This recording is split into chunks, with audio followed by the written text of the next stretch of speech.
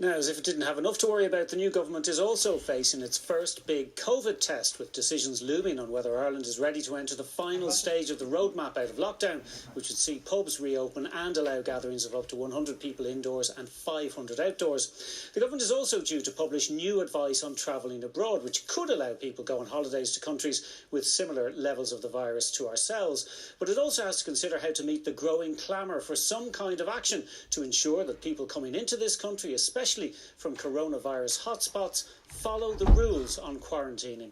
So how much danger is posed by travel into Ireland?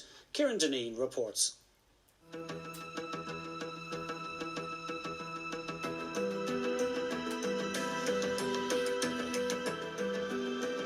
Since the beginning of June, travellers to Ireland from 16 countries have tested positive for COVID-19. These include India, Sweden, Afghanistan, the UK and America. 5 flights landed today from the United States, where there are now almost 3.5 million confirmed cases of COVID-19. The government has said the total flying in daily from the US is between 200 and 250 people. The 3 Aer Lingus flights from New York, Boston and Chicago carry on average 150 passengers. An American Airlines flight from Dallas carries up to 8% of its capacity, or 20 passengers. And people are flying in from Newark via United Airlines, who would only say that numbers were in line with expectation. I just had the COVID test done a week ago just to make sure, and came back negative, so I'm very confident. But nonetheless, I'll isolate for 14 days. I don't want to take any chances with anyone here. I came from the USA, from South Carolina, and I'm here actually to see my girlfriend. We haven't seen each other since January, so we're trying to get back together. She's actually from France, so she's coming here. We're meeting here. We're going to do the 14-day quarantine, and then I'm going to go back to France with her. So, because I almost got denied at the gate. It was a bit of a sweat there. Why was that? So her reasoning was that this wasn't considered essential travel. For work.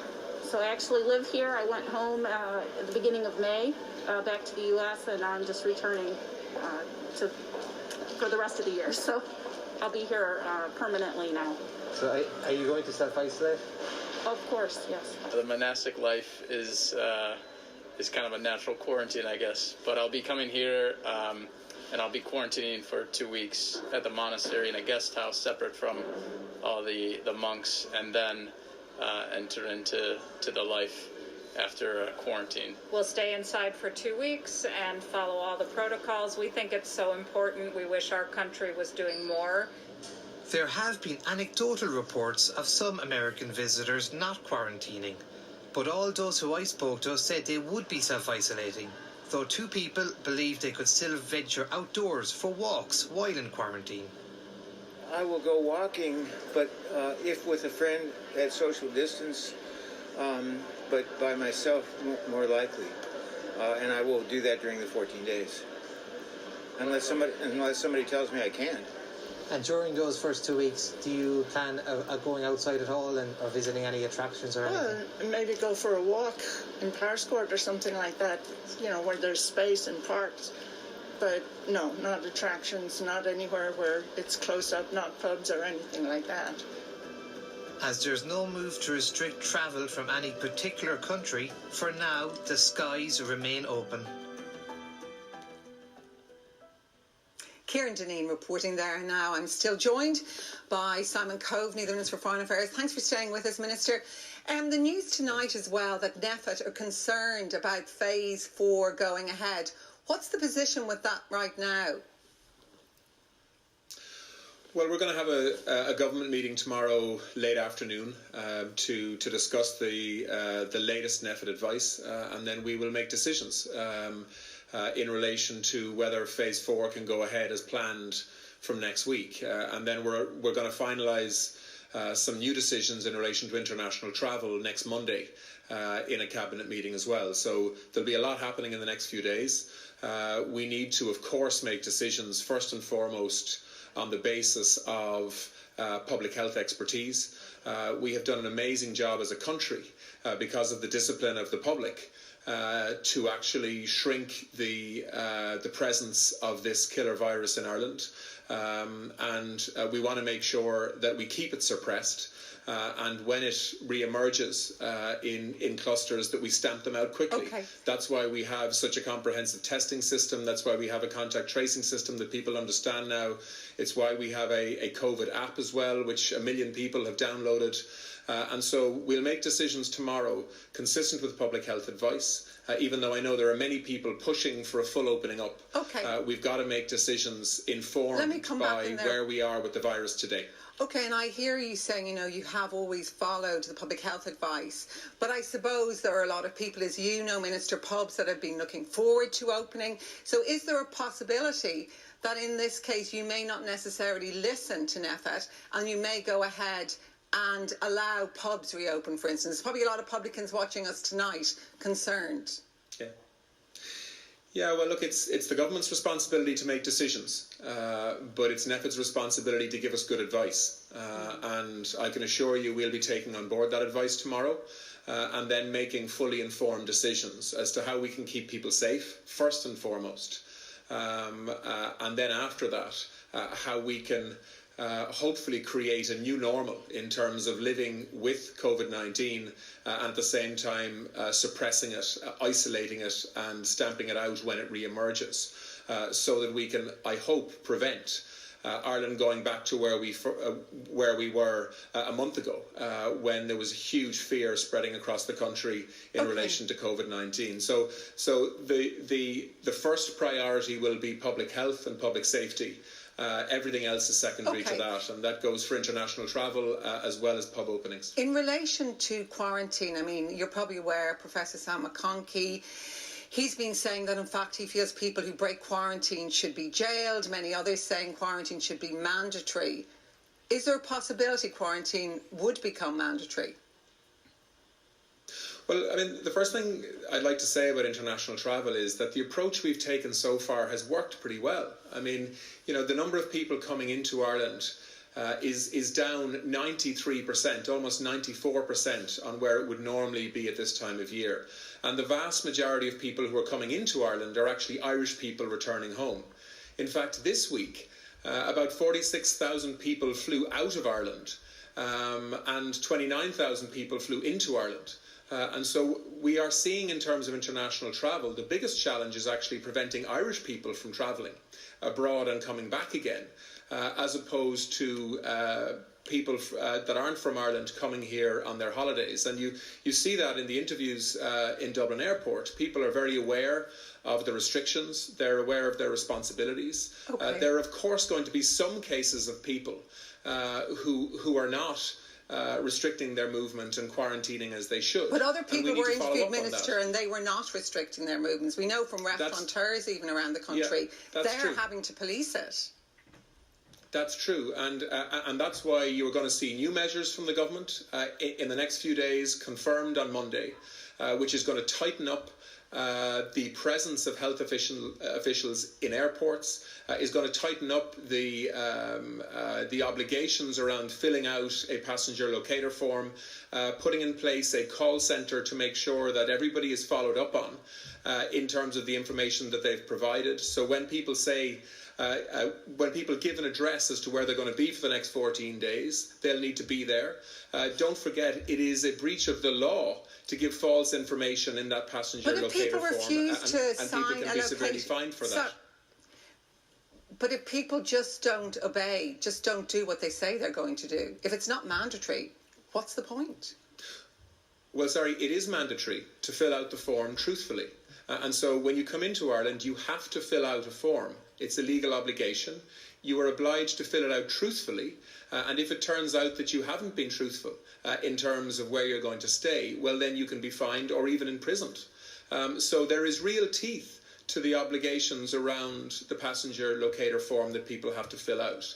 I don't believe we can put primary legislation in place to make self-quarantine mandatory. If we do that, we would probably have to provide facilities for people to self-quarantine in if they have nowhere to go.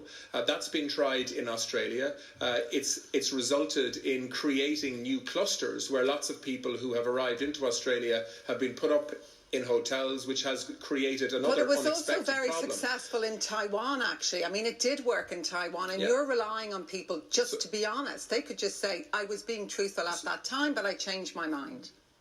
Well, sorry, we're not relying on people, just to be honest. We're following up on the people who come into Ireland, fill out their passenger locator forms, and we're going to get more efficient in terms of follow-up phone calls to make sure that people are where they say they are, or where they say they're going to be. And we can do other things also, because by Monday, hopefully, we will have a green list of countries that we regard as no more dangerous than Ireland in terms of the presence of COVID-19. But for other countries, we are now looking at random testing potentially in airports, or testing facilities being available for people that may be showing some symptoms coming through an airport. So we are going to upgrade our approach to international travel as we see increases in numbers through the summer, and we'll be firming up and finalising the detail of that in Cabinet on Monday. Finally, Minister, you know there's a lot of Irish people who have been told up until now no unnecessary travel, but when you publish the green list of countries, are you going to be saying to Irish people, go ahead, go on your holidays?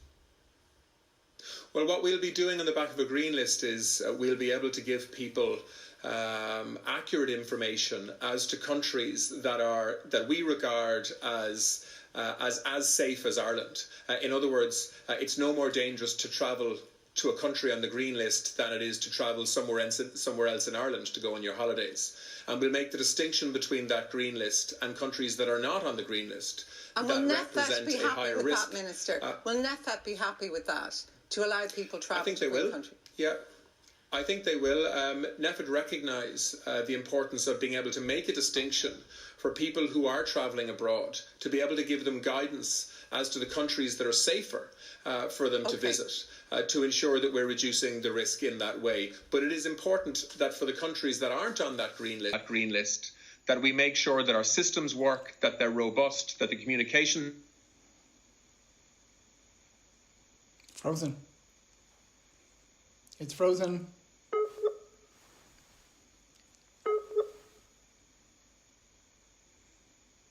David. Well, I'm still joined by Fionn Sheehan, Ireland editor of the Irish Independent. We'll be joined as well via Skype by Eoghan Corry, editor of Air and Travel magazine, to deal with that other story. But first of all, Fionn, we've seen the reaction of Fine Gael there. Nothing to do with us, Gov. No, speaking of staycationing, Simon Coveney reminds you of Manuel and Fawlty Towers. I know nothing. So he was, Fine Gael are going to socially distance themselves completely from this one. And ultimately, Micheál Martin had to step up to the plate here. The Minister for Dithering and Reports has now turned into the Terminator Taoiseach, so the blame is going to be resting firmly at his door. OK, there was a lot of controversy about Micheál Martin's selection for Cabinet initially. Presumably Derek Leary, who many people were surprised wasn't a full minister, will be at least in contention for that job as Minister for Agriculture. But Micheál Martin said he absolutely needed him as Chief Whip. Yeah, I think now that there's a fairly stable government has been put together, and you've seen a number of votes being we're running miles over. We're only going to ask you one question, okay? I'll rattle through it. Okay, thank you. In place, and now an apprentice can move into the job. You'd imagine Micheál Martin cannot make the same mistake twice and actually not put in a prominent deputy leader from the west of Ireland. OK. Eoghan Corry, travel journalist, Eoghan Corry, editor of Air and Travel magazine. Thanks for joining us. We heard a bit there from Minister Simon Coveney about this idea of air bridges, about the possible opening up of options for Irish tourists, possibly from Monday with the green list. And yet Ryanair today suddenly announces they're pulling 1,000 flights. Timing's a bit odd, isn't it? Very, very late to the departure gate. The European Union has been talking about opening up travel since May the 27th. We didn't say we were participating. We didn't say we weren't participating. We just created this vacuum. And the vacuum has led to a whole array of personal opinion, telling people to cancel holidays, no real policy there. And that's led to what we saw today from Ryanair. Aer Lingus, by the way, are delaying a lot of the routes that they were talking about. It could mean big blow to connectivity, and we're already already in trouble with inbound tourism, hundreds of thousands of jobs at stake. Without this added uncertainty, it's caused by delay, it's caused by that vacuum.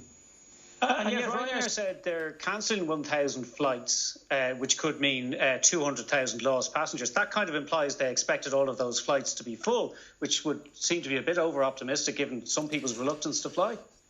The Ryanair load factor we'll know on August the 3rd. What we're looking at the moment is 70% throughout Europe. But what they're looking at is the quarantine rule in Ireland is effectively telling people inbound, it's more significant inbound than outbound, that Ireland is closed for business. German tour operators are sending people who had booked holidays in Ireland elsewhere. There are 24 of the 27 European countries have opened pretty much their borders to everyone. And the interesting thing is there are little terms and conditions being applied by countries without having to do this very dramatic quarantine. We're closed for business. A lot of people saying, for instance, Sweden, we need to be very careful about letting Swedish people in. The whole of European tourism is opening up. We were left out of that, partly because of what I said, the change of government and runaway opinion being passed off that really scared people. People were taking personal opinions by medics as official government policy, which is what was caused by the fact that there wasn't an official government policy. We've been promised a green list for a long, long time. The Aviation Task Force had a set of final recommendations last Friday. The interim recommendations haven't even been implemented by the time the final ones come out. Okay, very briefly, for people anxiously thinking about a possible summer holiday, what do you expect will be opened up on Monday, if anything? I would expect us to follow fairly closely what most of the other European countries are doing. Sweden is a country that nobody wants to really do business with at the moment.